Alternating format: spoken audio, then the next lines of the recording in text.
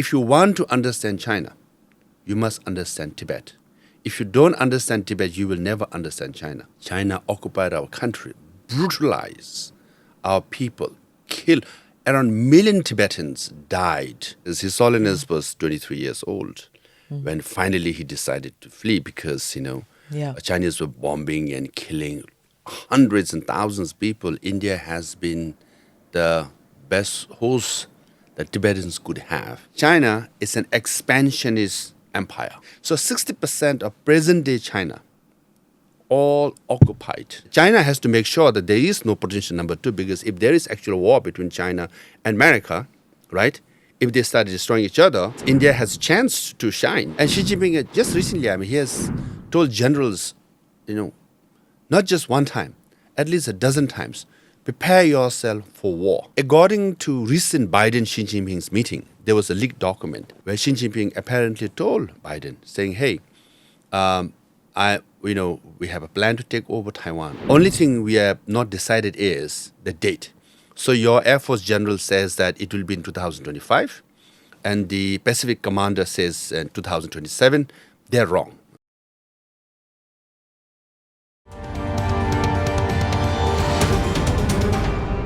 Namaste, Jai Hind. You're watching or listening to the ANI podcast with Smita Prakash. Today the topic for discussion is Tibet and China. To explain this to us, we have in our studio former Prime Minister of Tibet in exile, Lobsang Sangay. Lobsang Sangay is the first non-monk person in exile from Tibet to have held that post.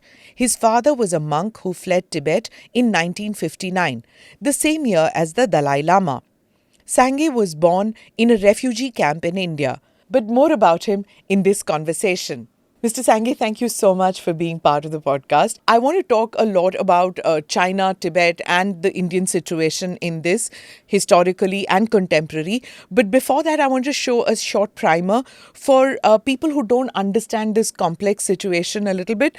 I'm sure people who have a background in international relations know a lot about this, have read it, have probably experienced the situation, those who came in, those who are refugees and are watching this podcast. Especially those who live in America like you do. But still, I think for the layman, it is little important to understand the complex situation, because it really is complex, because there's so much of historical context to the current situation. So here's a short primer for those who don't know much about Tibet. Tibet came under the control of PRC, or the People's Republic of China, in 1951. And despite several minor attempts at uprising, the Chinese military completely controlled Tibet. There is a Tibetan government in exile based in Dharamsala in Himachal Pradesh, India, which came into being in 2011. In 1963, the 14th Dalai Lama, who was in exile in India, promulgated the Constitution of Tibet, and he became the permanent head of state of Tibet. In 1974, he rejected calls for Tibetan independence, and he became the permanent head of the Tibetan administration and the executive functions for Tibetans in exile in 1991. In 2005, he accepted that Tibet is a part of China and Tibetan culture and Buddhism are part of Chinese culture. In 2011, by the time he was 71 years of age, the Dalai Lama decided not to assume any political and administrative authority. The Charter of Tibetans in Exile was updated, and in 2017, the Dalai Lama restated that Tibet does not seek independence from China but seeks development. Mr. Sangay, we will get into the situation of Tibet and the Dalai Lama's position regarding this. But first, let's begin with your story, because I need to explain to my viewers why I am asking you to explain the entire Tibetan situation. When did you come to India as a refugee? When did your father come here? We need to speak a little bit about that before we get into the entire Tibetan situation. Thank you. Good to be on your show. I watch your show. It's very popular. So Smita ji, thanks for hosting me here. Yes, we always say India has been the best host that Tibetans could have, because I'm writing a book on how to set up and run democratic government exile. Mm-hmm. And whenever exile community come, host country is very, very important. It determines your outcome as well. We can discuss that later. And then, my parents fled Tibet in 1959 with His Holiness Dalai Lama, and they settled in a place called Lamahata in Darjeeling. There's a small place in a village called Lamahata Basti. So that's where I grew up. How many days did it take for your parents to walk from wherever they were into Darjeeling? Now then, two separate, families, so two separate stories. Oh, they were not married? No, inside Tibet, no. Oh. They met in Later? Darjeeling. Yes. Okay. So my father was a monk in a place called Lithang Monastery. So Lithang Monastery happens to be the first monastery to be bombarded and destroyed in 1957 on. Then many of the monks had to flee. And then they went to Lhasa and they formed this guerrilla group called Four Rivers, Six Ranges, Yushigandruk. And from my father's side, except for him, all the siblings were left behind. Oh. And then he joined this guerrilla force, which escorted and provided security for his solid escape from, Tibet all the way to India. So my father was, he was also what they call corporal master, who was in charge of arms, ammunitions, and food supplies, things like that. This is when there was an armed insurrection. It was not a peaceful moment, a peaceful struggle in those years. Not at all. It was to defend our, fatherland, Sure. and defend our monastery, defend our faith. They were, in fact, the other name for this group was Defender of Faith, because the first thing the Communist Party, of China, especially People's Liberation Army, did was destroy our monasteries. Yeah. So they say, they are the destroyer of our faith, and we must defend our faith. Hence, many monks joined the guerrilla group. And your father's name? My father's name is Gesang Chodak. Yeah, he passed away in 2004. And because he was corporate master, he was, all over the places to supply arms, ammunition, things like that. So you were telling me about your dad. Yes. And he was a corporal master and he was part of the military, should I say uprising or defending or whatever that they did, but it got crushed and then they ran from there, right? Yes. Because, when Tibet was independent country, we barely had 2,000-3,000 military personnel. Standing army. And then maybe additional 2,000-3,000 militia. That's all we had. And then the guerrillas, right, the Tibetans, like our father and so many volunteered. At most, it crossed, 10, 20,000 maybe, And then the Chinese brought like around 100,000 veterans of Korean War. So 1 lakh against 20, 30,000, there's no competition, right? Yeah. So, yes, but they fought very bravely and they defeated some of the, Chinese platoons, so they fought very bravely. But then what they managed to do was secure His Holiness escape from, Tibet to India, along with His Holiness personal bodyguards and, Tibetan military as well. Yeah. So that was his contribution. But then, even though I said he was a monk, he was also doing part business. That gets a little complicated. So he had traveled to India before. Okay. But he came with Dalai Lama. He came, yes. So I have to interrupt you here. I took a picture of you with that photograph in our lobby. Now, I have a little story to tell before we go forward. So the chairman of ANI was covering the Dalai Lama coming in at that stage. Oh. Yes. So those pictures, that picture which you saw, so he was covering and there were like 3-4 other photographers. Yes. So they were told that this is where the Dalai Lama will be coming in. Yeah. So he was working for something called the Viz News, which then got bought over by today's Reuters. So when he was taking the picture, he took the picture of the Dalai Lama walking in with some other monks. And along with that, the AP photographer, Associated Press, he took the picture too. Now the Associated Press fed the picture immediately. Oh, Our pictures went in about, feeding a picture was also a complicated task. If you Yes. recall, at that time, you had to reach a post office and you had to. So the picture was fed. Now, AP got the photograph first, right, in London. So they got the picture and they just looked at the picture and said, "What have you fed? The Dalai Lama doesn't have a beard. What you have sent is a picture of a monk who has a beard. This is not the Dalai Lama." they got the wrong picture. They got the wrong picture. Oh. So the AP photography, you see, you're talking about an age where not much was available on the Dalai That's Lama, true, right? yeah. So it was hard to figure out which one is the Dalai Lama because there's so many monks Yes. who were coming in. So many, in the sense, Yes. over a dozen of them, and they were all in the same attire. Uh-huh. So even though the parent of ANI organization had the picture, he had the correct picture. He was a couple of minutes late, but because the AP photographer got the wrong picture, Yeah. we broke the story. Oh. So, So it's a long story. So Long we story. we have seen that picture over and over again. correct. So Of that, so that is an ANI picture, or rather, it's now a Reuters picture, which was originally a Viz News picture, shot by the chairman of ANI. my goodness. Yeah, that's the history. Oh, so and I can take full credit. And yes. But I'm just saying, Congratulations to the chairman who Yes. got the photograph of the decade at that time. Yeah. So at that time, it was like there were so many coming in and nobody knew for certain. But what he tells us is that it was a historic moment when it was happening because nobody knew how this is going to go forward. Yes. Because you see, it was like China might take an aggressive posture now that the Dalai Lama has come in. And that anxiety continued for years together. Yeah. Even the escape.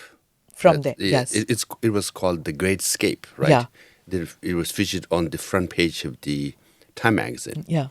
It took for His Holiness around 14 days to cross from Lhasa all the way to the border of Arunachal Pradesh. So that's where me and my younger brother, we are going to Taiwan into the border to retrack the steps and the movement of, His Holiness Dalai Lama and our late father, how they came to India. Now, that was a very painful story because His Holiness was 23 years old when finally he decided to flee because, Chinese were bombing and killing hundreds and thousands of people in eastern part of Tibet. That's Amdo and Kham area, where my father's birthplace and another province where His Holiness Dalai Lama was born. So it's very painful. So His Holiness, he personally told me, it's also written in his autobiography. On the final day, he, goes round his room 3 times, praying that I will come back to his residence. And then, he disguises himself as a lay person and then escapes through because there are thousands of people protesting and guarding him, telling him, you should not go to the Chinese camp. Chinese military camp was inviting him for sure. And then he disguises himself, rides on a horse, and goes through where thousands of Tibetans were, and then escapes through.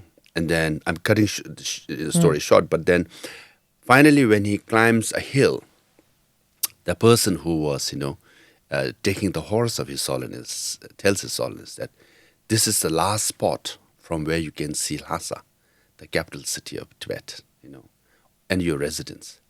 And he gets off the horse and looks at his residence and the Lhasa capital city and then prays that he come back. And then, then he will be met by 2 of the Shishuganduk guerrillas who were there to escort him. And immediately he asked them, what are your names? One said, Tempa Tharke. In Tibetan means the Dharma will spread. Right?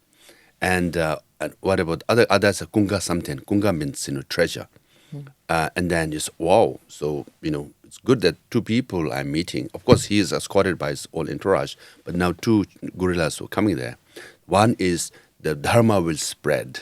That's a good sign.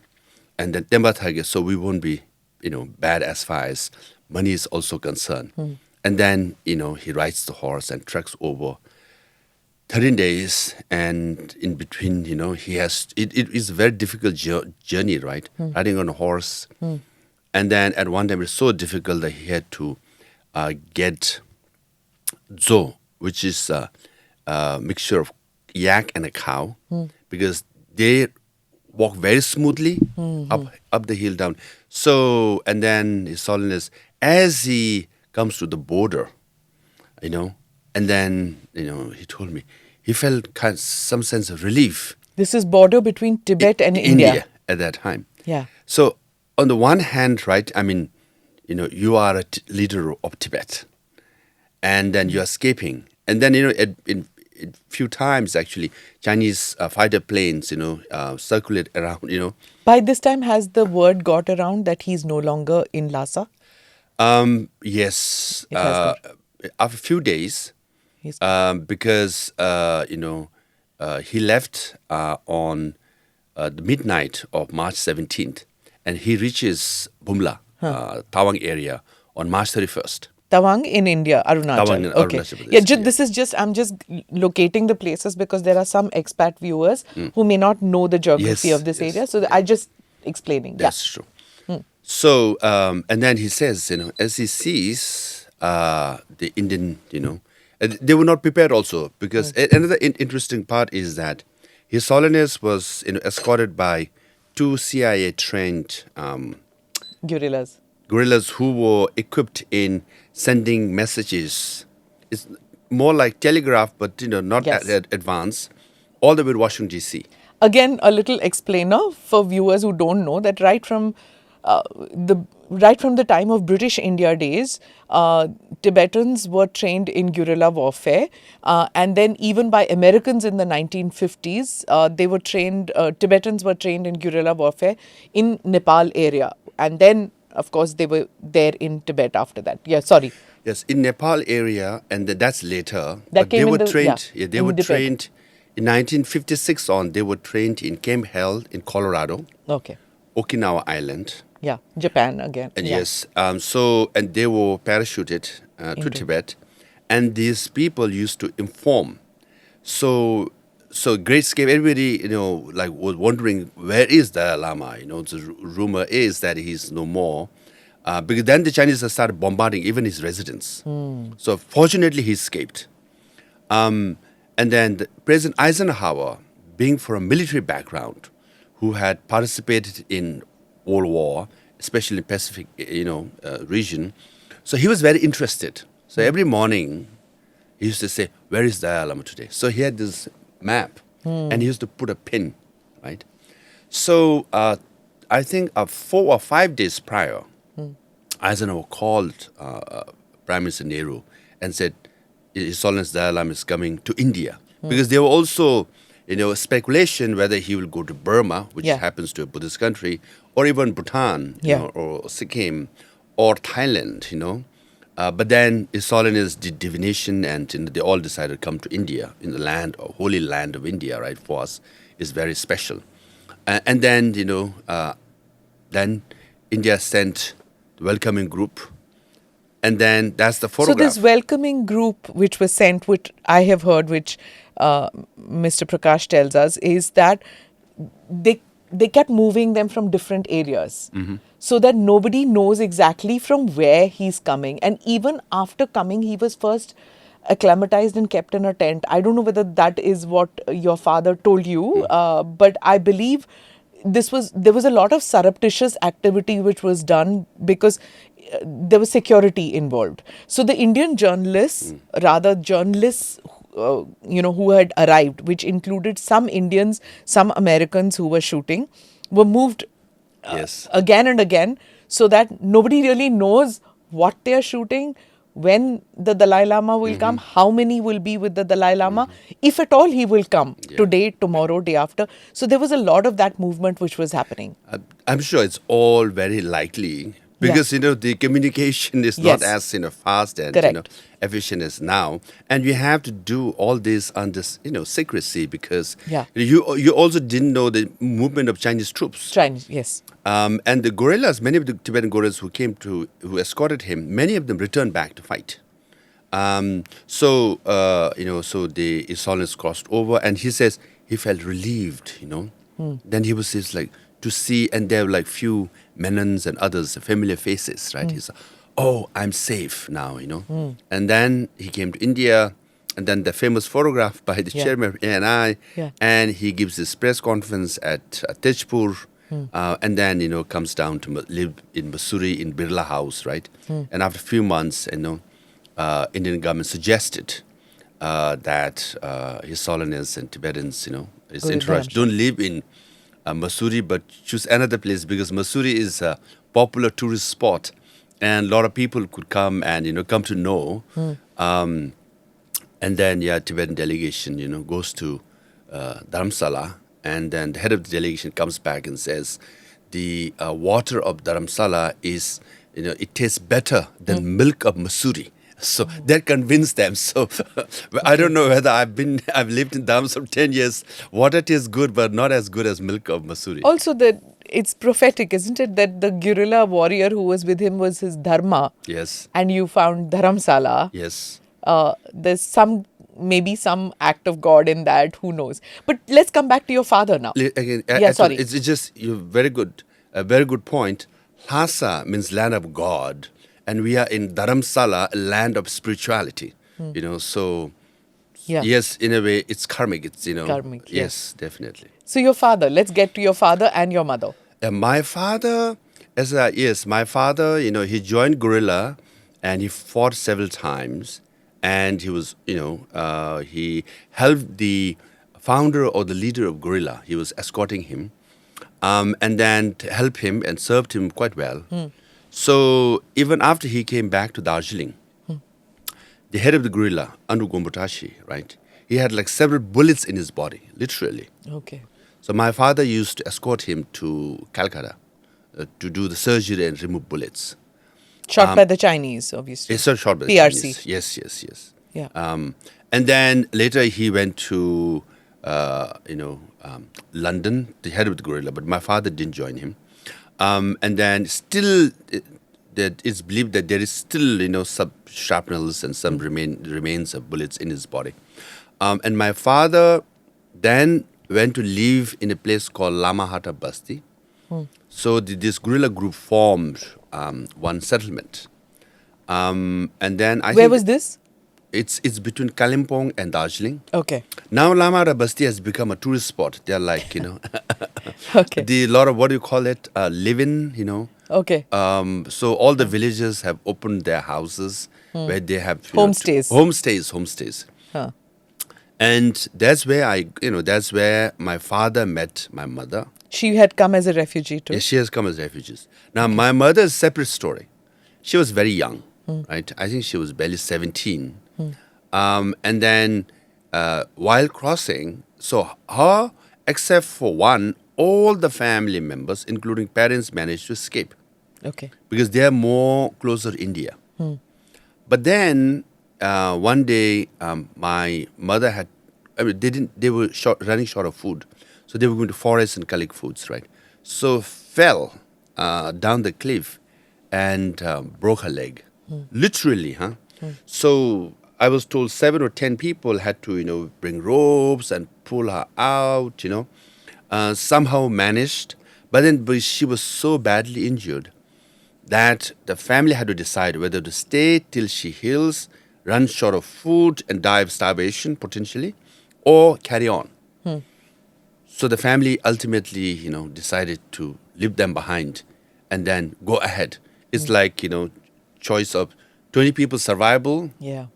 or, 17 at that time. I mean, they were very strong-willed, right? Migration families, the traumas that they go through. The choices they had to make. And then my mother was left with another sister. So they stayed, then they managed to cross over to Arunachal. And then they spent 2 years there in refugee camps, right? And the 80,000 Tibetans came eventually, from Sikkim, Bhutan, but mainly from Arunachal area. So they were there. And then, they were like, Did they have papers with them? How did 80,000 people just walk across? Were there any checks or was India welcoming Tibetan refugees? So long as you said you were from Tibet, were they welcoming them? They were, I mean, the policy was to welcome them. So that's very good, right, at that time.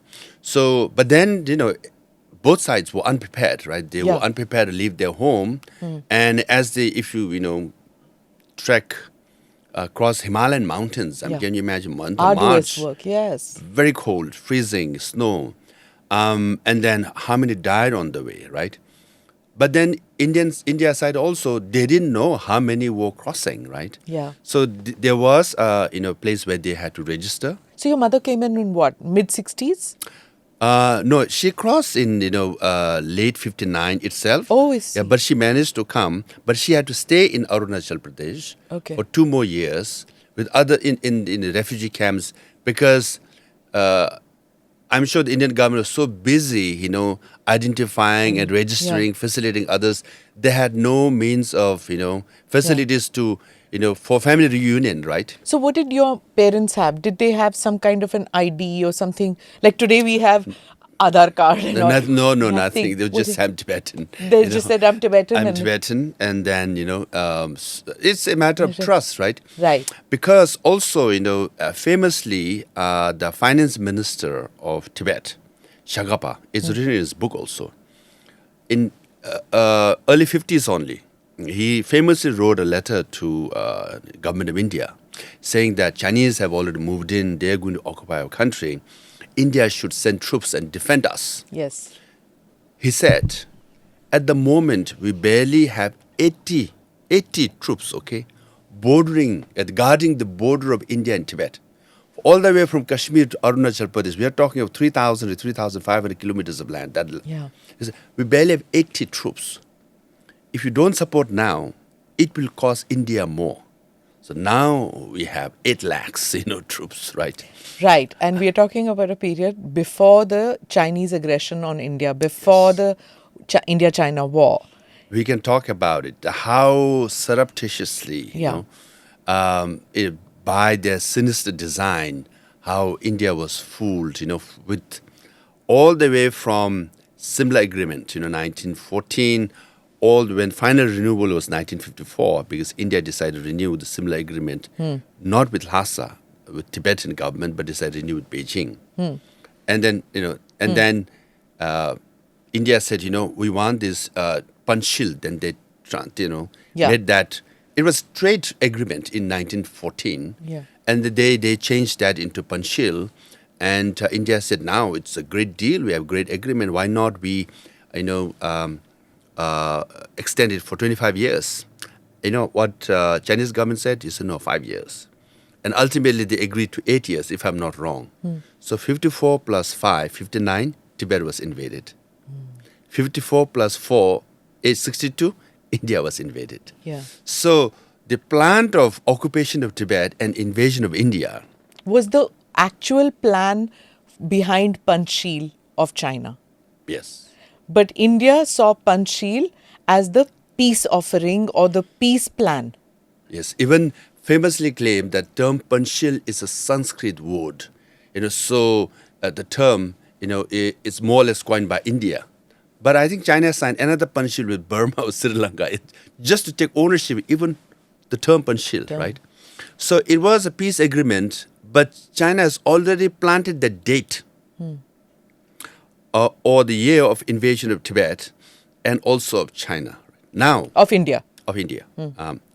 Now, interestingly, so when Chinese troops came to, Tibet, so Chinese Prime Minister Zhou Enlai came here, and China made the request to India. Said, look, we are facing trouble.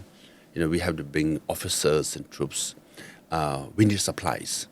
So to supply all the way from China to Tibet, there was only one road. It's taking a lot of time.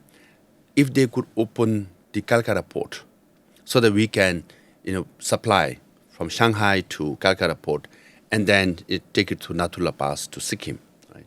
And India agreed, opened the port till 1962.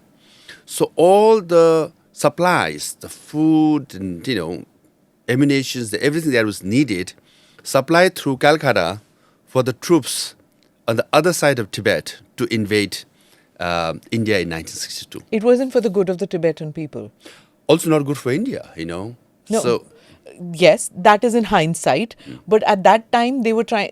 Chow Enlai sold it to Jawaharlal Nehru that it is for the good of the Tibetan people. That is why the supplies are going.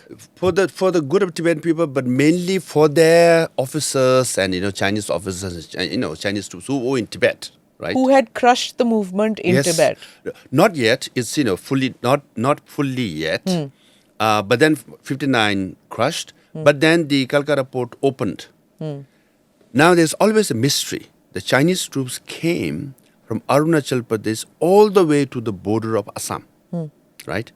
But after a few months they left. They could have stayed on. The question is why? One reason is that they ran out of supplies that they brought from Calcutta to Tibet, right? Because they could not provide supplies from all the way from China to Tibet. So the invasion of coming near Tejpur, right at the foothills of Assam, they came. And then after a few months they leave. So of course there was an internal tension as well, in internal factional politics, China as well. But other reason is they ran out of supplies. So by opening Calcutta port, they made easier for Chinese troops to crush Tibetans' rebellions, and also easier for them to invade India in 1962. And the India-China border came closer to India because of Tibet coming under. You've written about that, you've spoken about that. Yes, they have redrawn this border all the time. So LAC is always on the Chinese side. Line of actual control from Chinese side. They keep moving. Tibetan independence happened, or Tibet being a country on its own, the LAC would have been above that. Not just above, there was 80 troops, right? Free flowing, Yeah. I mean, we never felt to demarcate and, defend, things like that. In 1914, similar agreement between, Tibetan Prime Minister and, the British India at that time. So there was a choice to demarcate a border. One included Sona, which is above Tawang. One included Tawang, and one, included less than Tawang. There were three choices, and then Tibetans agreed. He said, "Okay, we agree with this border, which makes Tawang part of India." So it was in fact British India was saying, "Hey, let's demarcate this border." So only demarcation of border. Based on similar agreement or the side agreement of the similar agreement, demarcated the border, and Tibet agreed to have Tawang as part of India. I wanted to begin with your personal life. We'll go into that later. Okay, yes. Never mind, we'll go into that later, because now that we've come into the geopolitical situation, so let's talk politics first and then go on to your personal life. That's true. Before I go to the general thing. Let me at least give fairness to my mother also, who is in Boston with my younger brother. She spoke about my husband. He didn't speak about me.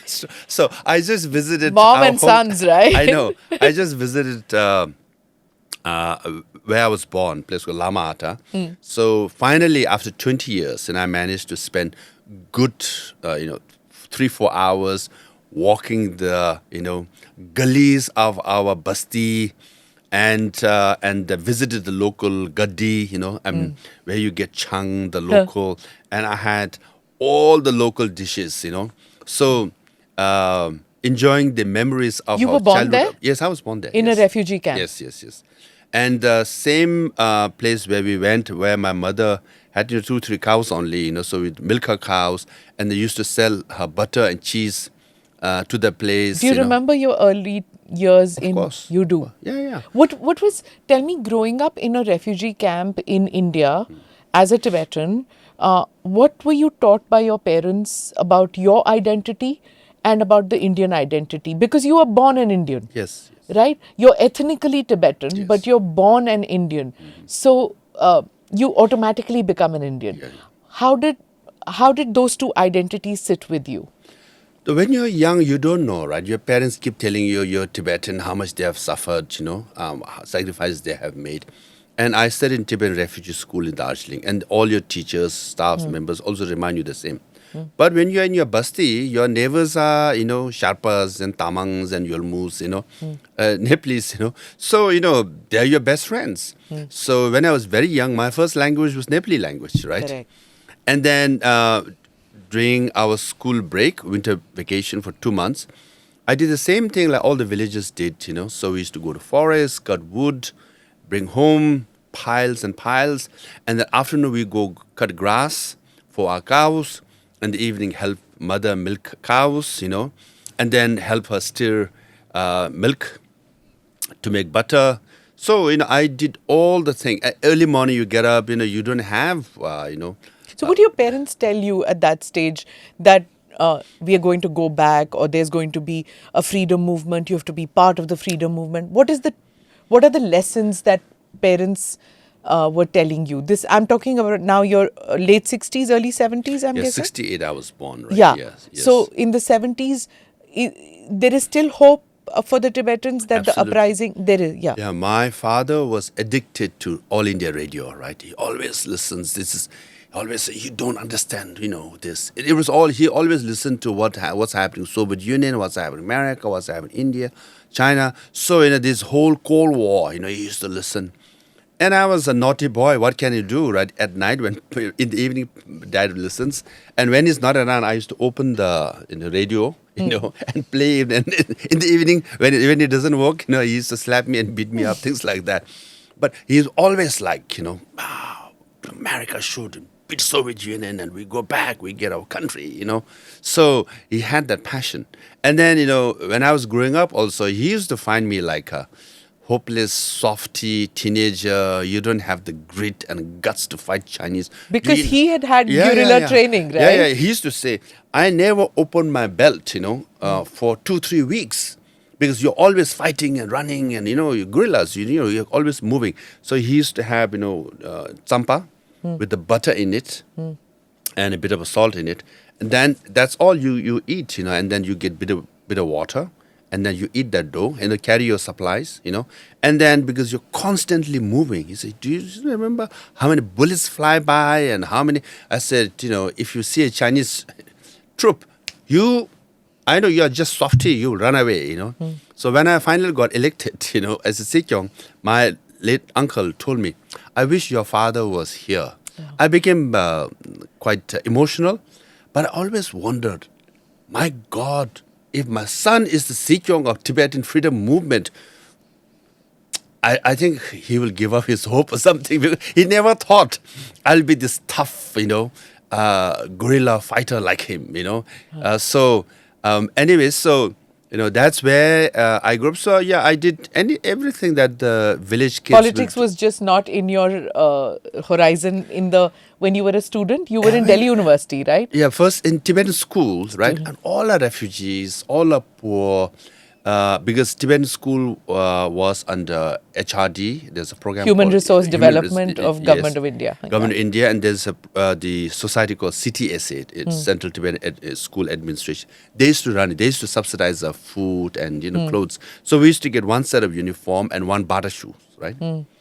Then because you're young, everybody's poor, right? Yeah. The young kids, they lose their barter shoes because they'll sell it in the market, the elder kids, right? And then we used to, walk around barefoot with chappals, things like that. And we get one dal and,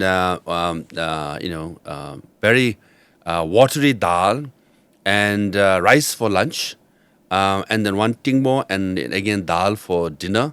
So if you can afford one chili or if luxury is if you can afford aloo dam is a luxury. So that's how we grew up, with barely nothing. So politics was not in and freedom struggle was not in your horizon. Everybody tells you, but you're young, you want to play. Even though we had nothing, but we were happy, like kids running around, playing. So, it was, I never, even I used to tell this to Tibetan young students also. At class 8, I had a desk mate, So he comes from, Bhutan, and his family, knew about politics. So he asked me, Lobsang, what's your ambition? And I said, what do you mean? What is ambition? You don't know what? I didn't know the word ambition. Class 8, okay? It's like, ambition means what you want to do in life. And I said, I have no idea. What do you want to do? He said, I want to study political science and I want to serve the Tibetan government. I said, where is it? It's in Dharamsala, that's where. And I want to be a minister. And I thought, that's a very good idea. I should do that. So that's the only time my Dexmate told me about ambition and minister. But tell me, did your parents' generation feel let down in a way that the Tibetan movement, independence movement became non-violent, and because it was non-violent, it didn't get the kind of attention, world attention in the 60s and in the 70s? The one group of guerrillas remained in a place called Mustang in Nepal, supported by CIA, the late 60s. And early 70s, when Kissinger went to China, Nixon went, China normalized the relationship, and that was disbanded. And then there was this obviously, issue. And then His Holiness also had, come off his age. He was 23, now he's 33. Yeah. And, then he started advocating, always believed in nonviolence and openly started advocating nonviolence. So some of the gurus were surprised, we should fight and all that. But the His Holiness wisely thought nonviolence is the way to go. So, in a way that all this militia and the guerrillas movement that we used to have stopped in early 70s. And then you're right, from 70s on, there was no attraction, no attention, no support, no media covered. And then it went on. And then only in mid-80s, as His Holiness started traveling, then, he started building up friends all over the world. Then he made a proposal,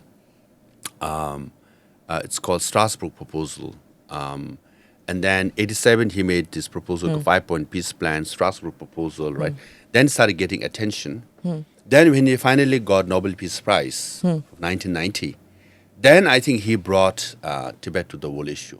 But was it easy to crush the Tibetan movement because it turned non-violent? No, inside Tibet, because when Chinese, they brought 100,000, later more than that. Now, presently, they have anywhere from maybe several 100,000 Chinese troops are there. They're like Korean War veterans. Yeah.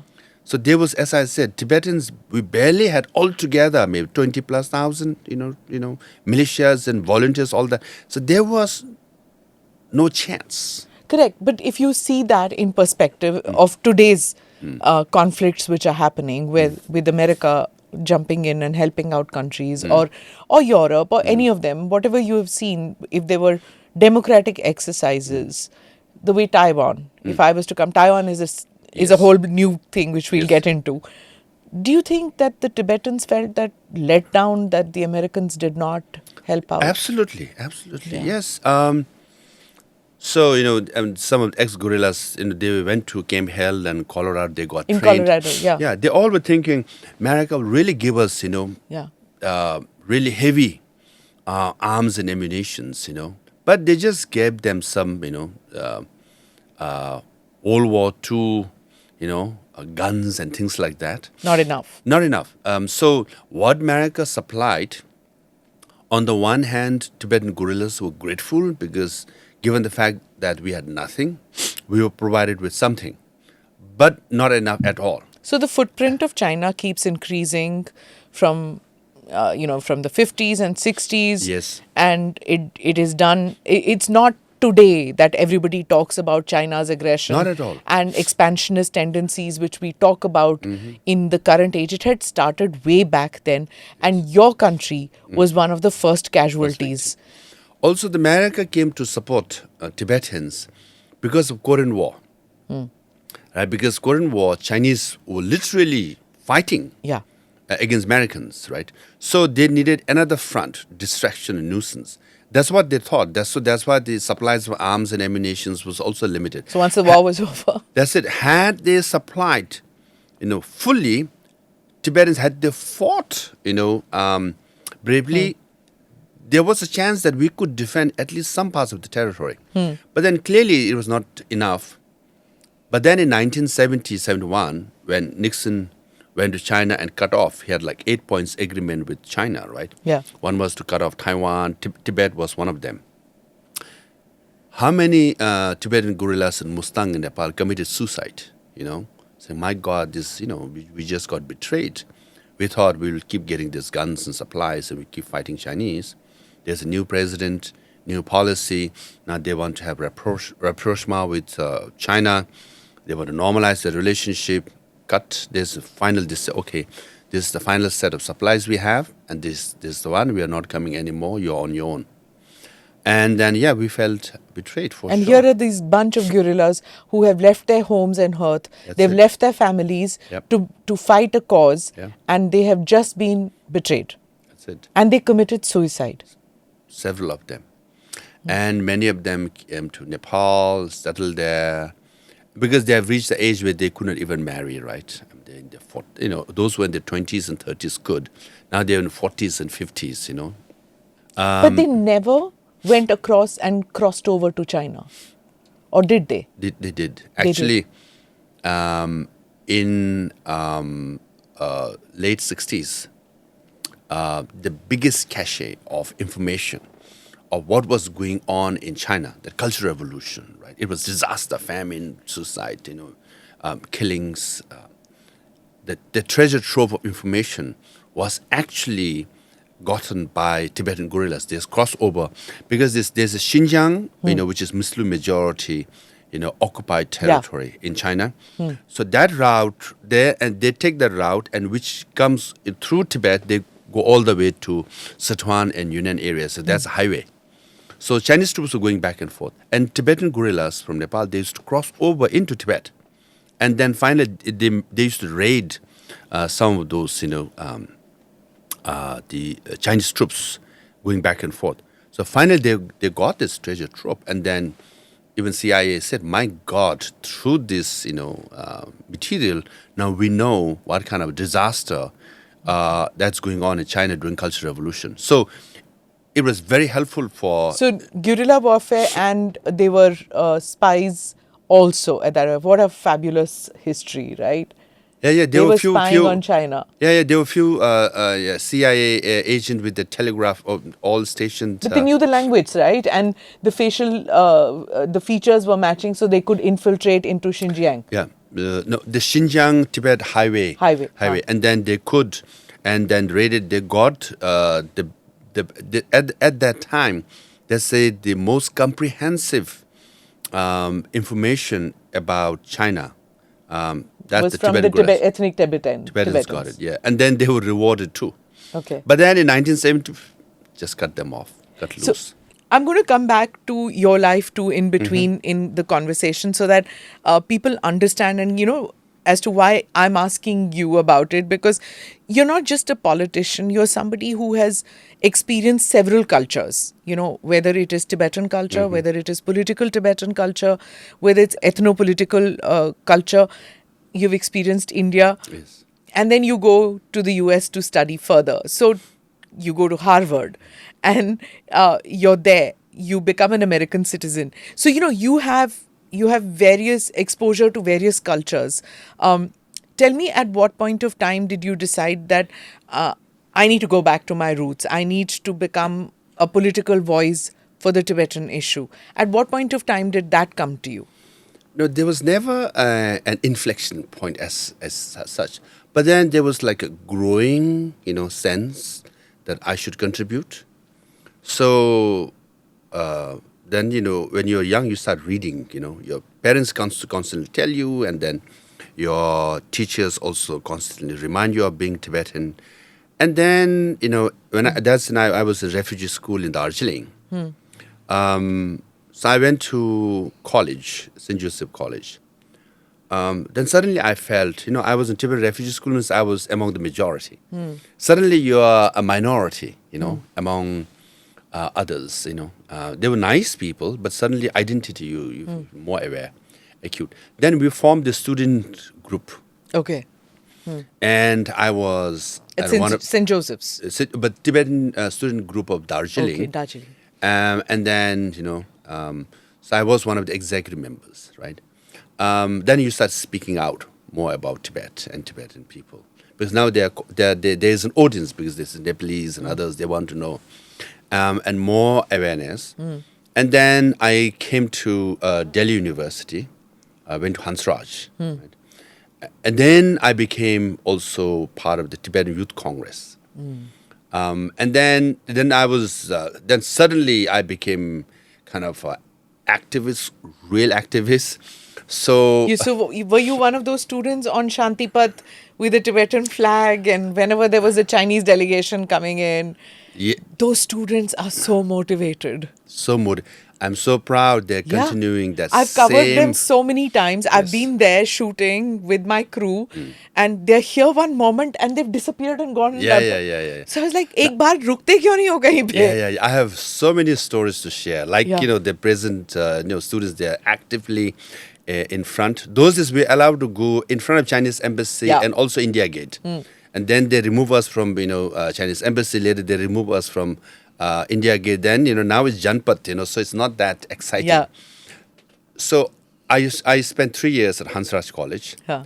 So each year, the principal calls me and head of department calls me and say, you can't sit for exam because your attendance 36% first year and 34% the second year and 33%, no, less than 50% in area. And then now you can't sit for exam. And I always used to make a special request and then they allow me to sit for exam.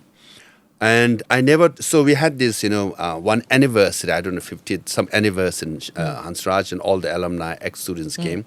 And I saw my ex-principal and ex-teacher in front. And I said, I never told you this, but, if you check my attendance of Chinese embassy and my school, my attendance would have been 100%.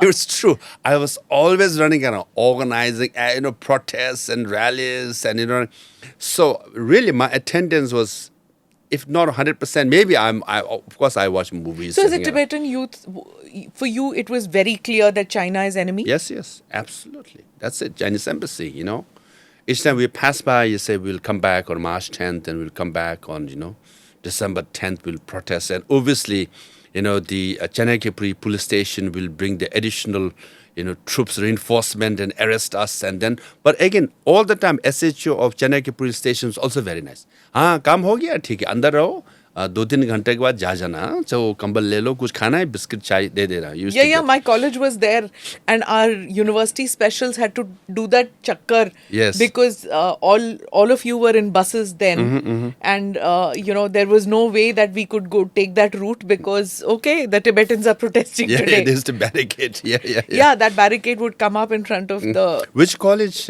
Jesus and Mary College. Oh, you're on the south side. Yes, so we couldn't cross over because the Which year was it? I'm not going to tell you. Okay. I was there. My from audience is immediately going to date me. I was there from 88 to 95. Correct. Yes. Similar, same time. Yes. See? So, So this is what I'm trying to say is that for Delhi youth who've seen these protests, many people don't know the angst that you people were going through at that stage. And because we were constantly told in India that China is not an enemy. Yeah. We are a generation which has grown up on the Panchsheel. We have, even though there is a war that has been fought by China, this is a larger country. Yeah. Today's India is a different India. Yes. It has seen the Galwan clashes. It has seen what has happened, and the betrayal has happened once again. Yes. So it is today's youth, when you talk about, don't have that that mindset that maybe my generation had, that you can't go to war with this country and this country is not going to have an aggressive posture towards you. We were a generation which grew up on Panchsheel, but that didn't touch you, even though you went Not to at all. Delhi University. I mean, we've been, shouting and screaming for 60 years all over the world, saying, hey, you don't know who you're dealing with. China occupied our country, brutalized our people, killed. Around 1 million Tibetans died because of killing, starvation, committing suicide, all that. 98% of monasteries and nunneries were destroyed. 98%. 99.9% of monks and nuns were disrobed. 75% of 80% of treasures in monasteries, right? Looted, burnt, sold, 1,000 years old civilization that we worked so hard, brought from Nalanda to Tibet, reduced to ashes. And then obviously when my uncle got killed, uncle got imprisoned, when you grew up with that kind of stories, no matter what, you have to fight for your cause. So you have to be part of it, right? So that runs through even the present generation. So I'm so happy that not only in Delhi University, all over India, wherever Tibetans are, they're always protesting, always participating, in activities to, on the one hand, affirm one's identity and also highlight, what went in our country. So nowadays I've been saying it's in a way part vindication. I say if you want to understand China, you must understand Tibet. If you don't understand Tibet, you will never understand China. So like you said, you grew up in this Panchsheel, Hindi China bye-bye, a kind of story. No matter how many times we share our stories with Indian, classmates and college mates. हाँ आपको तो बुरा हुआ but हमारे तो हम भी we also beg क्या कर सकते हैं हम दोनों बातचीत करेंगे हो जाएंगे. I said no, you don't know who you're dealing with, right? So when Doklam happened in 2017 and Galwan happened in 2020, what's happening? That's what we've been telling you. It's been happening all this time. Now look at the border. LAC, they have moved how many miles and kilometers inside India from 59 till now. Right? You've been losing territories after territories after territories. Now they're making claim in Galwan, Doklam, right, which is very crucial, as far as chicken neck is concerned. It's right between Sikkim, Bhutan. So now they're making claim. Now they have in Doklam they have built helicopter landing space and whole military camp has come with permanent fixture. In Galwan, and I quote, after the Galwan clashes between India and China in 2020, you said, and I quote, Tibet is the reason for the tension. All these border problems have come up since the Indo-Tibetan border was transformed into the Indo-China border. Yes. You maintain that still? Of course. That it was perfidy at that time. Yes. We are paying the price for it now. Yes. Because as I mentioned, the finance minister of Tibet said, we have only 80 Tibetan troops at the border. Now you will pay the price. That prophecy has come true.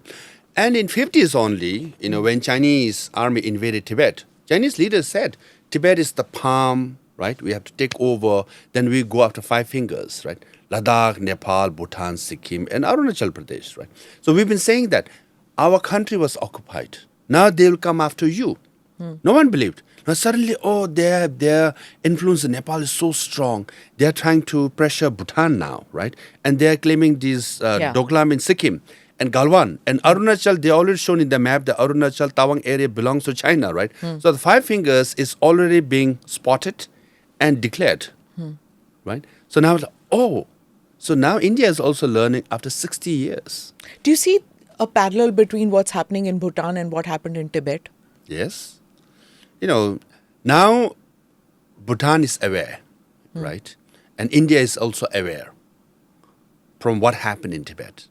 So similar Hong Kong time, they also say the same thing. It happened to Tibet, we will be next, we won't allow it to happen, but it happened in Hong Kong anyways. So Bhutan also says the same thing, we won't allow Bhutan to be next Tibet. But they will put all kinds of pressure. And constantly they will do that. Look what happened in Nepal. Nepal is under tremendous pressure from Chinese side, So, it's a fact that go back to Chinese history, from ancient times. China is an expansionist empire. So Han Chinese inhabited area is only 40% of the territory. So mainly around and between Yellow River and Yangtze River. That's where, even now, today, 90% of Han Chinese live in that area. Rest of the 60% were occupied by China. Tibet constitute almost 20+%, maybe 25%. Uyghur constitute 18-19%. Then Inner Mongolia, then Manchuria. If you look at the Great Wall of China, which they proudly say you can even see from the moon, was the permanent border between China and all the northern neighbors, right? So it took 1,000 years to build that wall, say that this is our border. We want to guard ourselves from the barbarians, Mongols and Manchus, the foreigners, the invaders, right? Now, where is the Great Wall? Great Wall, it's inside. Inner Mongolia, Manchuria, whole northern belt. Not right? just a physical wall you're talking about. Now beyond Great Wall, they have occupied all this territory. So 60% of present-day China, all occupied, expanded. Yeah. That's why now they are claiming in South China Sea, East China Sea, and Taiwan, even in the sea they are claiming, right? So we must understand that China is an expansionist empire. If you read the history, the Sun Tzu's Art of War, expansion is your achievement. Yeah. And deception is an art. If you deceive someone, you get rewarded, and they don't feel guilty about it at all. You say, well, Statecraft. it's a craft. This is what I do. If you lose, too bad, you lost, So when you talk about the One China policy, let's talk about Taiwan now. And President Xi has made it quite apparent that even if it's necessary by force, it will occupy Taiwan, make it part of it. Do you see that happening in the near future? Yes, absolutely. Because Xi Jinping's extension as the president for third term, one of the main reasons he gave was Taiwan. Economy was growing, China is becoming powerful. All that, all the president, Jiang Zemin, Hu Jintao, especially Deng Xiaoping, they all can claim the credit. Mao Zedong unified the motherland, right? And what credit he can claim? And he did take over Hong Kong. Now only one left is Taiwan. Because, this so-called Chinese dream. What is Chinese dream? Chinese dream, now Chinese are very good at putting such a nice word. But the meaning is, for 2,000 years, China was number one in the world. But for 100 years, humiliated, right? From, mid-19th century to mid-20th century. For 100 years, we were humiliated mainly by the West, and especially Japan. It was an aberration. Now, we have become powerful. So our dream is to be number one. So Communist Party of China has declared, Xi Jinping has also declared, that PRC was founded in 1949. So by 2049, we want to be number one in the world. To be number one, first we must consolidate what is ours, right? Taiwan included. And Xi Jinping, just recently, he has told generals, not just one time, at least a dozen times, prepare yourself for war. And according to recent Biden-Xi Jinping's meeting, there was a leaked document where Xi Jinping apparently told Biden, saying, hey, we have a plan to take over Taiwan. Only thing we have not decided is the date. So your Air Force general says that it will be in 2025, and the Pacific commander says in 2027. They're wrong. Date we have not decided. But, we will take over. So his legitimacy and to stay on for another term, which it looks like he wants to, Taiwan is the main conflict, main goal. And I've been on the record saying it will happen sooner than later. Now, 2024 is a year of election. Everywhere in the world. And including America. 50% of the world population, in 60 countries, there will be election. India will be election, distraction. America will be an election, distraction, right? And then, so when did China take over Hong Kong? I mean, when the security law was imposed and then cracked down, essentially, full control of Hong Kong during pandemic, when the world was distracted in June of 2020. Doklam and Galwan too. Doklam and Galwan too. And then again, when actually both, Doklam and Galwan was when Xi Jinping was visiting India, almost, remember during Doklam happened, it's like, why did it happen? No, some rogue generals, must have done this. Xi Jinping, he's here, he's looking into our eyes and saying, hey, my troops are there. How are you going to, deal with this, right? Thankfully, India sent troops. Especially Galwa, India sent troops. We are going to handle it this way, right? Sends a good message. They respect power, So they always, plan it because Galwan happened when India and China was, supposed to celebrate the 50th anniversary of diplomatic relationship, and to have like 50 events all over India and China. Can you imagine that anniversary year? They come and kill Indian troops and So you think 2024 is a year where Taiwan is vulnerable to an attack? from 2024 on, yes, it has begun now. So why would they do all this troops movement? Naval exercise, missiles firing, everything, blockade or take over, and then now many people say now. Many experts have concluded 2027 is the deadline, but definitely 2029 is the deadline, because by then Chinese troops, Chinese military capacity would have overtaken American military capacity by 2029. Everybody says that. Some say even 2027, right?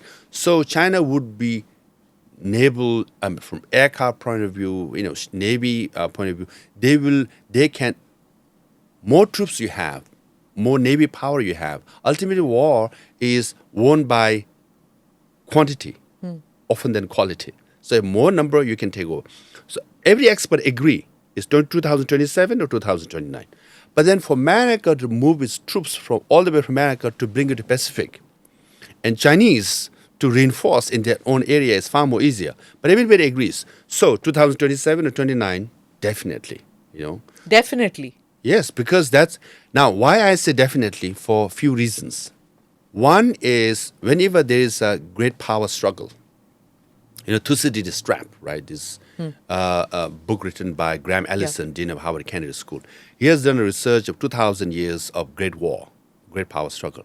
So 16 times when a number two tries to take over number one, out of 16 times, 12 times were done through war, which means 75% of the time, number two and number one has to clash and you take over. So history says that when you have 75% chances that there will be a war, means definite comes to that in conclusion. Now, other small reason which is neglected by everybody is since President Chen Shui-bian of DPP got elected in 2000, they changed the textbook of curriculum of Taiwan. Before, they all were taught that you are Chinese, you are from China and all that. They changed the textbook and made them a Taiwanese.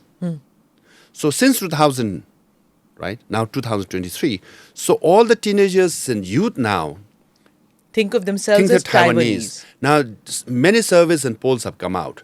Now, around 62 to 66% of people in Taiwan think themselves as Taiwanese, not as Chinese. And those who think themselves as Chinese are decreasing because of age. They're dying, right? Now, Xi Jinping is sitting there and says, in January 13th, if DPP wins, right, which is likely they're slightly ahead, then another 4 years of same curriculum and another 4 years of same awareness, then I would say they will reach the tipping point. 70% of Taiwanese will think they are Taiwanese. No one China. No one China.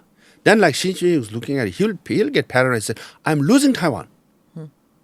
Unless I use force and occupy Taiwan. Because if people in Taiwan start thinking we are Taiwanese, there's no way they will agree like people in Hong Kong. But if I was to draw parallels, it's not a Tibet. It's not going to be so easy to crush Taiwan. There's world attention now. This isn't the 50s. Do you think it'll be easy? You can say that, but in November of 2019, I went to this Halifax Security Forum where all the top security people and human rights activists and democracy activists all come. So I was sitting next to a Hong Kong member of parliament and Hong Kong activists and Uyghur activists. We were on a panel, and I told the panel, it was off the record panel in the evening, and I said, look, the way Chinese government is acting, I think they will take over Hong Kong pretty soon, right? And she asked me when. I said, look, this is November, Christmas is coming, New Year is coming. When the world is distracted, they will take over. She said, no, Lobsang, will not let that happen. Do you see our, youth in the streets, umbrella movement, world attention is on us. 100, 203 lakhs of, youth people are there protesting. There's no way they can do it. And it happened in June, right? So, all attention was there. That was just a social media activity, the umbrella protest. So, when you have 300,000 people in this, that's a can you big do? deal. Yeah. And then she asked me, and then I said, by the way, I said, look, at the moment you have all the attention of the world. Once they come and crack down, take over, I'll say parliaments and leaders will issue press statements and make speeches, and then they will pass resolutions, and there will be protest and all that. After 6 months, you lose that, and after 1 year, you will be on the 4th page of newspapers. So I have my friends now, and I told you guys, right? What did the Uyghurs say who were there? Yes, Uyghurs said the same thing. Yes, we went through this, We went through this. And now among the Uyghurs, Hong Kongers, and, including Taiwanese and Mongolians, Tibetans are the kind of veterans, the elder brothers, so to speak. Thanks to His Holiness Dalai Lama, we have been through this roller coaster, right?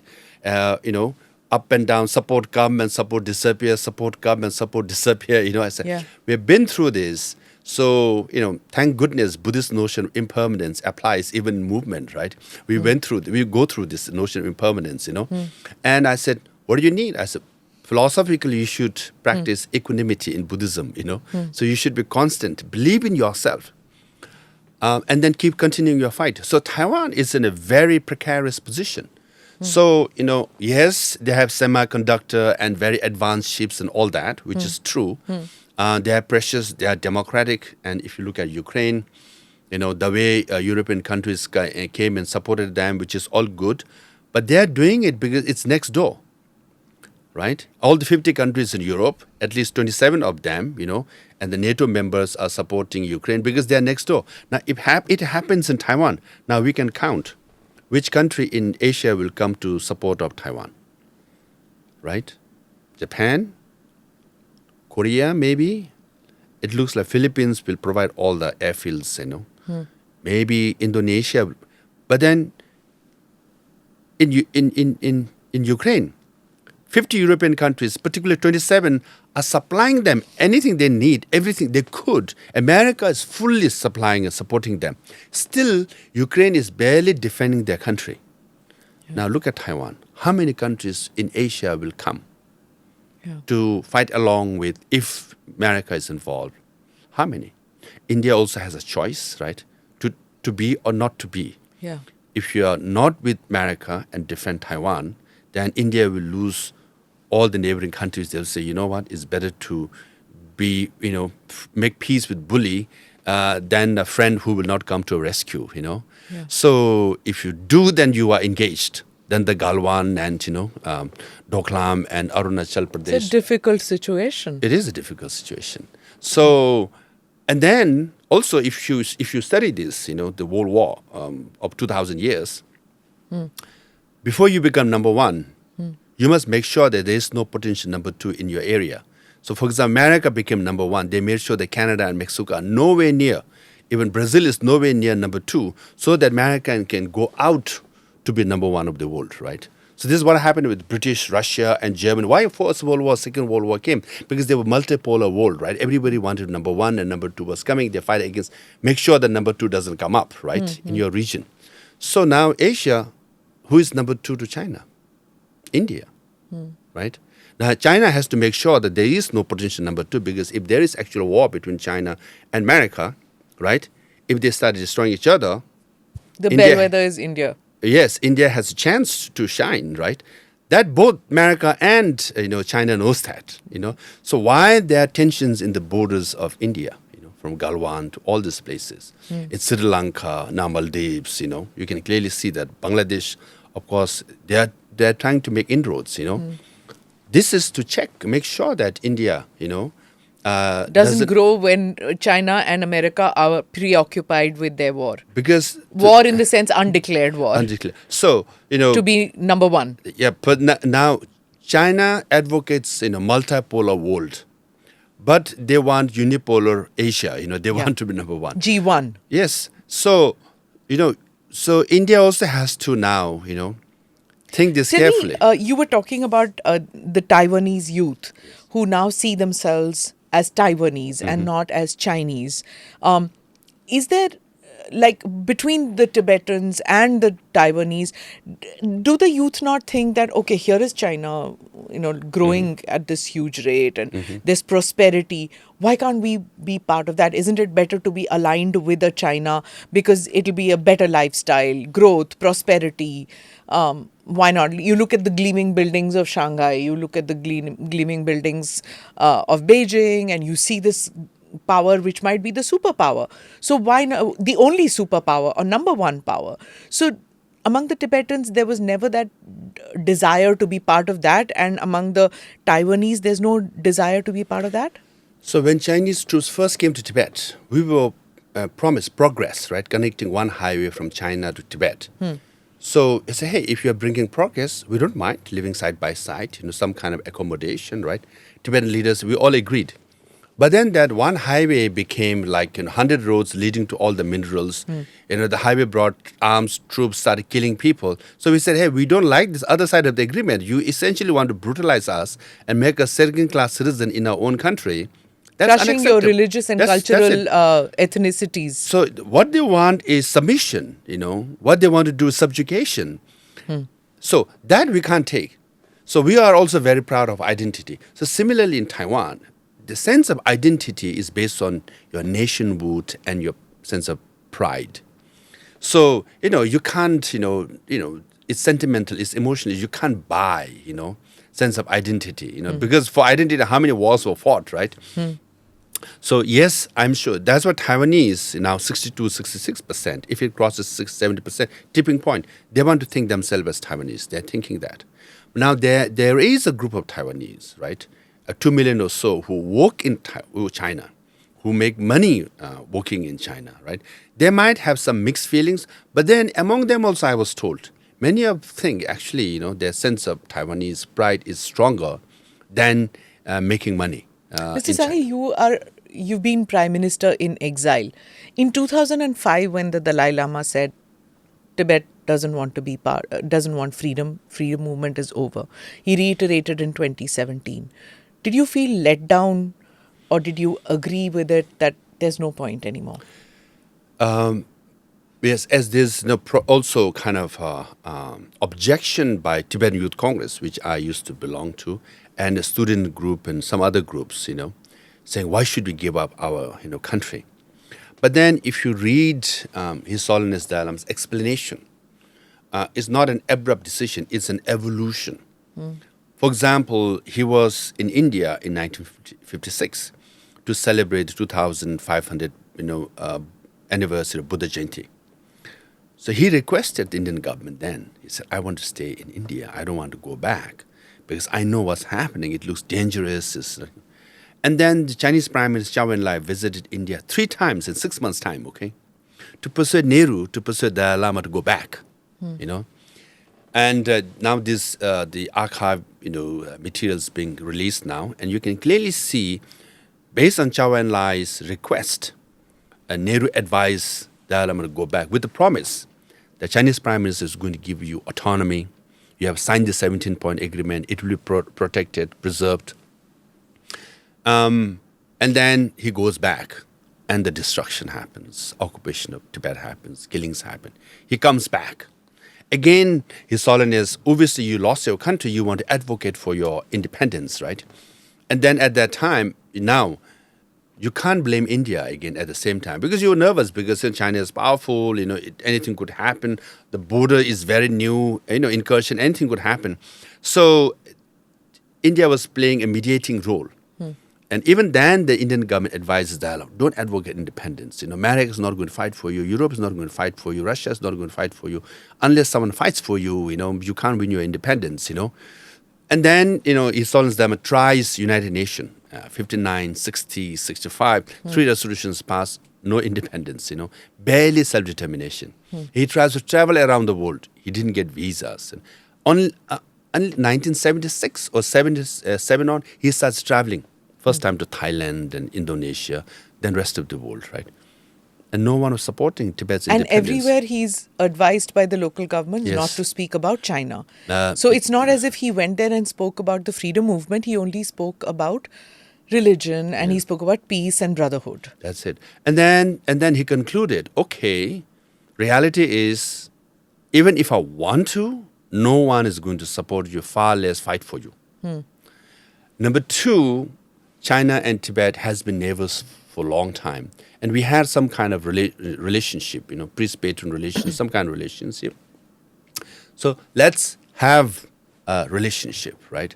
And it says, and based on Buddhist faith, based on trust and compassion and kindness, I'll say, okay, we come to the middle ground. Let's find a middle way. So don't suppress and destroy Tibet. Don't suppress Tibetans and destroy Tibet. And I will not seek independence if genuine autonomy is granted to Tibetans. So His Holiness has not just logical reason, but based on solid evidence where the international community, including India, stands, and what China is capable of and what was happening in Tibet and still continues to happen. Destruction of whole civilization, culture, and repression of Tibetans. So he said, let's save ourselves first, and have autonomy. And if we could do that, so that's why he said, let's have, middle way, and middle way policy came about. And then to seek genuine autonomy for the Tibetan people. So when explained in full, you understand. Now, practically, I also learned Uyghurs were advocating independence. Yeah. Right? There was the lady leader, but she was not even allowed to travel to many places in Europe, in Asia, simply because she was advocating. And Chinese say so. Now, if we advocate, even the European countries say, hey, we believe in one China policy. We have signed on dotted line. We have signed treaties with China.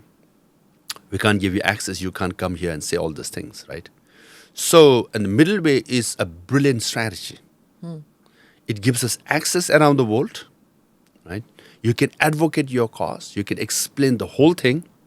And then you can keep your issue alive. Is the issue and the cause still alive for Tibet? Of course. Now, ultimately, now, this is based on my, 10 years of experience and, observing for all these years. Ultimately, your cause, whether it's alive or not, is dependent in you, in your heart of hearts. You're Tibetan. As long as you believe your cause is alive, as long as you believe you'll fight for your cause, it will be alive. Because as I said, in the last 60 years, if you consider 1951, almost 70 years, we have been through this roller coaster. Some support comes, some support don't come. But we keep at it, keep talking. God give Dalai Lama a long and healthy life, but he's not been keeping very well.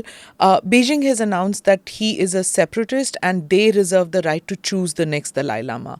What happens next? Two words. His Holiness, the Dalai Lama, is healthy. He says he'll live beyond 100 years. And we do pray and wish that he lives beyond 100 years, because for us, he is in the life and soul of Tibetan cause. He has played an instrumental role in advocating for Tibet and keeping the issue alive for Tibet and global support for all these years. So no one has done more for Tibet than him. And as far as Chinese claim that they will select the next Dalai Lama, one word, nonsense. They have no right whatsoever. Can you imagine the audacity? What they're saying is, Dalai Lama cannot choose his reincarnation. We will choose for him. He's saying Dalai Lama has no right to choose his own reincarnation, but we have the right. Nonsense. Now, I've written a whole piece on foreign affairs. I can go through the whole elaboration if you are interested. But their main claim is that during Qing Dynasty, 1793, the Qing passed an ordinance called 29-point ordinance, and Article 1 was about reincarnation. That's the main claim. So there was a law which was implemented, and the golden urn was used, and there was a Chinese officer in that ceremony. Thereby, we selected Dalai Lamas, and hence we should have the right. So they're bringing history back. Now, there's a Professor Lau from Hong Kong University, he's engineering back. He has done this major archival research. And his conclusion is he did 5 different sources of Qing records, official records. He said, none of these, hundreds of documents, he says, the 29-point ordinance doesn't exist. 1793 law doesn't exist. And then he says, there is no original Chinese copy. No, there is copy of the Chinese, the 29 point ordinance. No original Tibetan copy, not even duplicate copy of ordinance. Only thing that they have is a noting supposedly taken by an Amban official. That also in Tibetan, with or somewhat without seal. So what the basis of their claim, the 29 point ordinance just doesn't exist. Right? Now only thing they have left is this golden urn, which is there. And they put 3 sticks with ivory sticks, in which supposedly 3 names are written. One will be picked, and that will be the reincarnation. But then, if you analyze that golden urn, so traditionally, all the Dalai Lamas, their regions especially, and Tibetans do that too, all the Lamas do. When you do divination, it's called divination, you put in a bowl, you have a dough, you put 3 names in it, and then you pray in front of deity, and you roll it, and 1 name pops up. And so it's okay, he is the reincarnation, right? Or if you want to be more sure, he will put the name back, again pray, and then, roll the doughs, and then 1 pops out, and open it. Now, if 3 out of 3, the same name comes out, confirmed. 2 out of 3 comes up, confirmed, right? So that's how they do it. It's a traditional practice. Okay. Religion used to do that. The only thing Chinese did was replace the bowl with the urn and replace the dough with 3 ivory sticks. So they've just changed the material. They're claiming we have the final authority because you use golden urn, right? Just by changing material, you have no right whatsoever. So will the current Dalai Lama choose his successor? How does it work? Now, in September of 2011, he said 3 ways, right? So one, he could go through selection, which is like all the cardinals meeting and selecting the pope. High lamas could meet and select the pope. So there is no conventional president per se, so least likely. Second is emanation. Emanation is not conventional, but some lamas do practice, which means while Dalai Lama is alive or the Lama is alive, he will designate a 10-year-old boy or 9-year-old boy as a successor. He say, after I die, he will be my successor. So that's emanation. Third is reincarnation. Reincarnation is like, Hindu tradition also. One has to die, then his soul, in Hindu it's called Atma, but in Buddhism is a little different. It's consciousness will transfer, to the womb of a mother, and the infant is born. And then after 3 or 4 years, again the regent has to, find the boy. And then he will be ordained and then enthroned. So that's how you find it. So we have, hundreds of years of practice, a tradition of selecting reincarnation. Chinese have no business whatsoever. I mean, they are communists, they are atheists. They destroy our monasteries, they destroy monks and nuns. They don't believe in religion, and they have no right whatsoever to select, religious leader. Okay. There's one more question I have on the Dalai Lama, but before that, here's a short primer about my next question. The Dalai Lama this year faced allegations of inappropriate behavior after kissing a young boy on the lips and asking him to, quote, suck his tongue at a public event in Dharamshala. The office of the Dalai Lama later said, and I quote, His Holiness often teases people he meets in an innocent and playful way, even in public and before cameras. He regrets the incident. So this incident which happened where he, asked this little boy to kiss him, and was it tradition, do you think? What was it that got, or do you think it was blown out of proportion? It got a lot of flack for the Dalai Lama. No, it was not just blown out of proportion. It was, very sinister disinformation campaign launched by a Chinese blogger, YouTuber, right? So if you watch the whole 2 minutes video, boy says, Your Holiness, can I come hug you? Mother says, hey, don't do that, it's disrespectful. But then His Holiness doesn't hear it properly and says, come, right? He said, kiss me on one cheek. And then, they hug, and then they kiss one cheek, other. And then he says, oh, you can also, suck my tongue. He says that. And then boy's like, oh, he says. And then they part ways. And later, right after the event, The boy was interviewed, mother was interviewed, and boy said, "Oh, I was so grateful. His sons gave me this. He felt special." Mother was full praise of his holiness. Even the grandfather was, the whole audience at that time, around 500 people. No one felt anything awkward or unusual about it. Mainly because his holiness is a very playful person. You meet anyone. I've interacted with him, and I've accompanied him in so many events. He says anyone with a long beard, he will pull you. If he has a long nose, he will either twist you or touches his nose. If he has eyebrow, anything, if you're bald, he will slap you. I mean, he's just a playful person. He has this, the child's Childlike, innocence. Yeah, he just, and no one's, if you're really fat, he's fat. No one feels offended. He's politically incorrect because it's innocence, right? He said the same thing. It's Tibetans are the same thing. The grandparents, you give them gifts, and when you run out of all the sweets and all that, right? If you keep asking, you say, "Okay, now, you take my tongue," So in a way, it's a grandfatherly way, So he has been a celibate for 80 plus years, right? I mean, he is as pure and as innocent and as saintly, as divine as one could be. I mean, so when it broke out, it was shocking how news media. But then when you do actual research, you find this Chinese blogger, YouTuber, reduced the 2 minutes into 6 seconds, right? And then he sells it to, including Indian YouTubers, YouTube influencers, to other people. He said, hey, it makes them share it. And everybody starts sharing it. After some day, it becomes 1 million views, right? These are all, if you actually analyze this, even including Indian YouTubers and other YouTubers are like, they always distribute pro-China issues, right? And after some day, it becomes 1 million views. And then some, even in Indian newspapers, they were like, oh, there's 1 million view. Why not we share it, write something about it? And then also, His Holiness Office issues an explanation with an apology. I think it should not have happened because there was nothing to apologize for. His Holiness was innocent. He didn't make a mistake. Then the major newspapers thought, oh, His Holiness his office has issued an apology. That itself is a news. Then it just, it was blown out of proportion. But then this is how disinformation campaign happens. So China, you've seen that probably in the US also, where the Americans are now sitting up to see how disinformation campaign by China goes into American campuses, American media, and India is also waking up to that now. Yeah. Now, disinformation is child's play. Now, they have police stations in 50 countries, Chinese police station in 50 countries, right?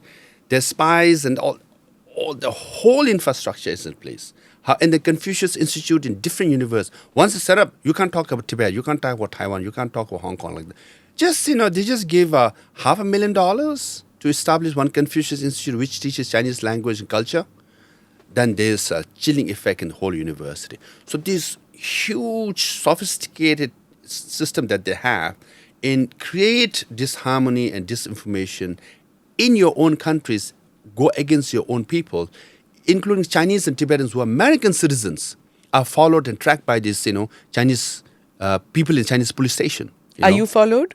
Of course. One should assume that, Now, again, about His Holiness, right? So you can clearly see how they have manipulated and people fell for it. So next time, including Indian media, should be very careful. When something like that happens, it's like, oh, let's analyze this properly. What is the source? Now, like you said, right, the APA-ANI competition as to who leaks who releases the photo first, right? There's always this competition. Oh, this is big news. I should, there's a parallel. Cover it first. Yes. The first thing it struck me was that you would have seen sometimes Prime Minister Modi, when a child comes, he pulls the ear of the kid like that. And there are many in the Indian media, he say, what a creepy thing he's done. Why is he pulling the kid's ear like that? Or else he does that to the kid. Now, if you haven't grown up with grandparents, you don't know that in India, it's a cultural thing to pull a kid's ears like that. That's probably what happened with the Dalai Lama, I'm presuming. Yes, it happened. So that's why the boy and the mother and grandfather and anyone in that surrounding at that particular time didn't bother. So the news broke out 40 days later. When the news came out, The event that happened, it took 40 days for this Chinese blogger, YouTuber to find it and make it in 6 seconds, video and then share it. And that's how he did. And later he claimed, the Chinese, managed to destroy His Holiness Dalai Lama. He himself declared it, Yeah. So this is very, to have His Holiness Dalai Lama. I mean, can you imagine such a saintly divine person to be accused of something which is like unthinkable, So this is very, sad, but absolutely, Chinese creation. So they are quite, capable of doing all this. One thing, for example, CGTN, Chinese Government Television Network, if you look at their Facebook account, they have 135 million subscribers. Yeah. It's more than BBC, CNN, Al Jazeera, and ANI combined. Can you imagine? In English, not in Chinese, okay? CGTN English. So this is like no Chinese in China are subscribing. It's only English-speaking people subscribing. So their propaganda machine has penetrated so much. The tentacles, of Communist Party is everywhere, including India. So we should be very, very careful how good, how fast, how well-oiled machine they have become. So looking at the boy, even for reincarnation, His Holiness Dalai Lama, they will be in, huge, massive propaganda launch. So firewalls should be in place while consuming media which is coming out from China, you feel? Absolutely. So first suspect the source, verify it twice, then only, thinking about covering it, not in the front page, somewhere in the fourth page and see how it goes, right? So you have experienced that simply because you've been part of, you've been in America, you have, visited so many campuses, you yourself have a fabulous educational background. What about the Tibetan youth in India? Now, you're talking about second generation Tibetan youth. What do you think about them? Because you were talking about your father who was part of the guerrilla force. Now, there are many Tibetans who are part of special forces. Now, again, that is come into focus. The special forces go back like, you're talking about British India time. Then, and then subsequently later, the Tibetans are told to be non-violent by the Dalai Lama. But then the Tibetans are part of Ladakh Scouts, part of the special forces, fighting for India. Do you understand where I'm coming from? How does it work for them that they are told by their religious head that don't fight for the Tibetan cause? It's a non-violent movement. But as a profession, they are part of the special forces. They fought in the liberation war of Bangladesh. They fought in Kargil. They are now on the LAC fighting China, but not for the Tibetan cause, for the Indian cause. How do you see that? Now, officially, nobody knows what is the SFF. No, officially, I can't confirm. It's an open secret, So whenever questions like this come, we are in a very difficult position. Yeah. So we can't confirm nor deny. But all I can say is that people of Tibetan heritage in India have sacrificed their lives, fought many, many, many, many wars, thinking that, our turn will come as well, to do something for the cause of Tibet. So other than that, I can't add. Yeah. So because they were born and brought up in India, right? So technically they are, Indians. Yeah, ethnic Tibetans, I would Yes. say, like, in these special forces. And it's come to light all over again recently. For those who don't know, the special forces, they were under the Intelligence Bureau at one point of time.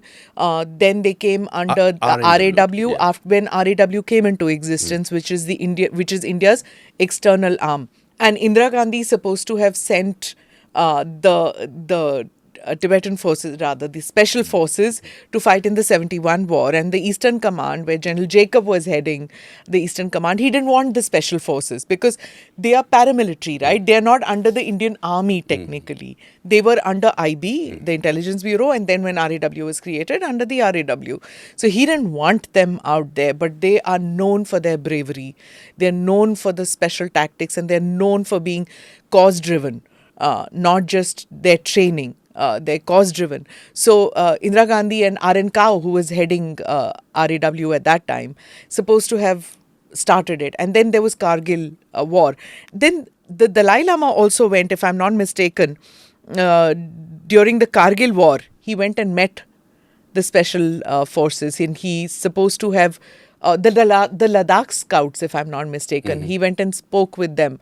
Now here is this apostle of peace, and he meets with people of Tibetan origin who are fighting in the Indian forces. I find it a very interesting combination which happens. Now, I can't confirm all these things, mainly because, His Holiness didn't go to meet them, that I can confirm. But it's just that, all kinds of people, and anyone who wants to meet with His Holiness, get blessing from His Holiness, and you're welcome to come, right?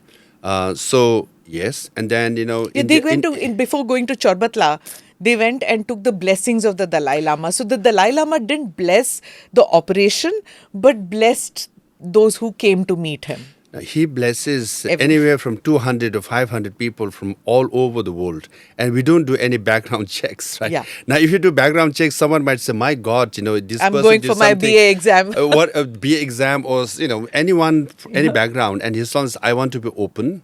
Anyone can come, meet with me. And he blesses everybody as sentient beings, right?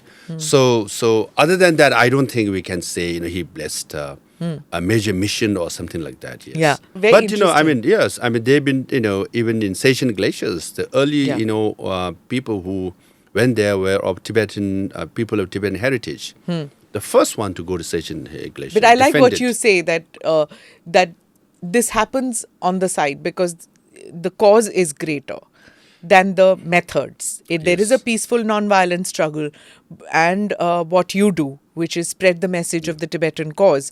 But there is also an enemy, and there are various ways to fight an enemy. And you are certain that the enemy is China, the cause is Tibet, and there are many ways to get your independence.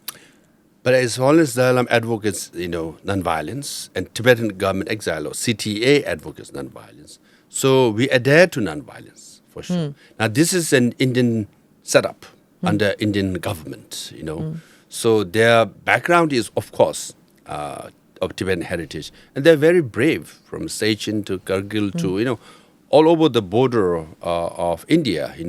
People of Tibetan heritage have made lots of sacrifices, and so it's right. Recently, they've been applauded for their bravery, for their sacrifices, and finally recognized as well. Right, so that's they really deserve. But then officially, we cannot confirm anything. Right. So in final conclusion, I would still like to ask you, because, it's a difficult situation. The country, the world is going to go through a turbulent phase because of elections. And like you said, with the Taiwan situation, do you feel at any point of time dejected that the Tibetan cause is a lost cause? No, not at all. We are Buddhists, we believe in notion of impermanence, right? So, Explain that to me. Impermanence means, nothing is permanent. You're born, you die, right? So you're there today, you might not be there tomorrow. So once you believe that, what happens is that this is not a nihilistic, fatalistic notion. You always have hope. So it's just a cycle. So, there is a Tibetan nation, there is Tibetan civilization, there is Tibetan people, and there is Tibetan cause. That will always be alive, no matter what. As long as you believe in yourself, you keep fighting, you keep talking about it, you travel around the world, you have to keep it alive, On the one hand, our job is easy. You have to survive, right? As long as you survive, your moment comes. And then, you take your share. You take what's your right. Chinese government, the Chinese army, they have to keep increasing their power. They have to keep remaining powerful. The moment they lose their power, we will assert our identity. We will assert, what is ours, right? So as long as you survive, your time will come, because it's inevitable. Great power, from Mughals to British, you just name it, How many empires have come and how many empires have gone? And China will inevitably go, the Communist Party of China too. Father's generation was the conflict generation which lost a country. Yeah. Your generation is a generation of relative peace and hope. Yeah. What do you see for the next generation of Tibetans who are around the world? Yeah, as long as you educate them, create awareness, it will remain alive. For example, India also, the first generation lost the country, but after 250 some years, that generation, took back India, right? So for Jewish people, right, for 2,000 years, 2,000 plus years, and there was some diaspora everywhere. Finally, they regrouped and formed Israel. So there are so many communities around the world who have been under some, and you just can't say, you never know which generation will be more nationalistic. Even in India now, in the 70 years, 75 plus years of independence, maybe this generation is more nationalistic. Look at the cricket team, right? They don't feel we are colonized. We'll say we'll beat them, right? Yeah. The sense of national pride, the assertion comes at particular moment. So if you study any civil rights or any freedom movement, it always goes up and down. But when the moment comes, if you have survived, you get. What is your hope from India and from the Indian government? I hope, given all this border tension, everything, I hope the government of India will come out and support and perhaps recognize Tibetan government exile, CTA in some form. Why I say this is, for 10 years, I could not enter the State Department White House. From 2001 to 2011 to 2020, I couldn't enter because they say you're government exile. We don't recognize you. So I mean, it was a double standard. They allowed Syrian interim government to visit White House and the State Department, the Venezuelan interim government to visit. But that's the Henry Kissinger Nixon legacy. The Tibetan government exile. American citizenship after that? No. I had American citizenship, but in my you were not allowed. Still, in my official position as Sejong, I was not allowed. But finally, we passed As Prime Minister of the exile government. Yes. So finally, in 2020, we passed a law, Tibetan Policy and Support Act, which included everything: reincarnation, history, importance of environment of Tibet, and diplomatic relationship, funding, and I made sure that 2 lines were included: Central Tibetan Administration reflects and represents Tibetans in exile.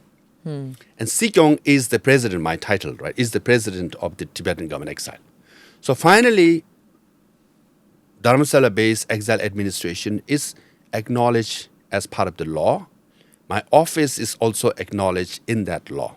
Thereby, I entered the State Department and White House in the final year of my term. My successor has been able to enter the State Department, right? So that recognition helped. So we've been here in India for 60 years, and India has been really a great host for it. We always say this: other than India, I don't think anyone could have, done or supported as much. Of course, we had our own issues and adjustment and learning from each other, but India has done the most for Tibetans. So as a guest, we can't ask for more, but now that you asked, they say, why not we have some kind of formal status, That will go a long way. Also, Americans have made it very clear on reincarnation that it is for the Dalai Lama to decide, and Ganden Porang Trust will coordinate, right? And any Chinese official who gets involved in it will be sanctioned. Similarly, India can say, His Holiness Dalai Lama is an honored guest. We always respect religious leaders. Whatever His Holiness Dalai Lama decides, we fully support. Right. Then the rest of the world will say, you know what, we should follow this logical, supportive, right?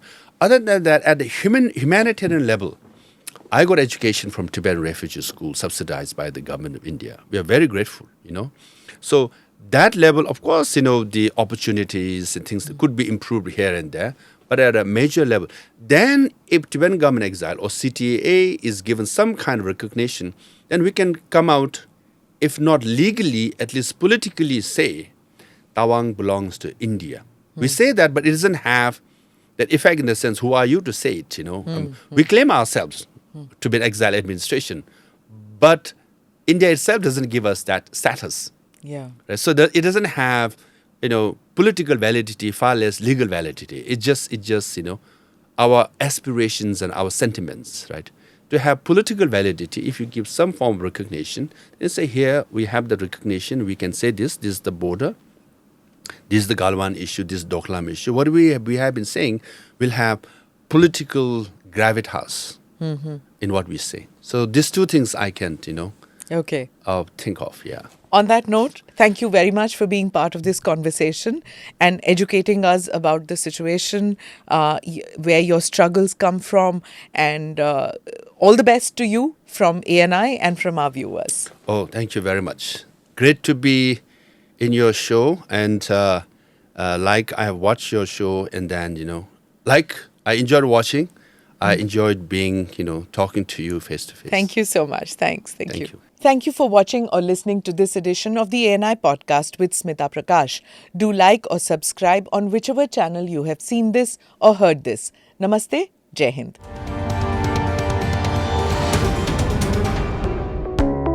Click here to watch the previous episodes.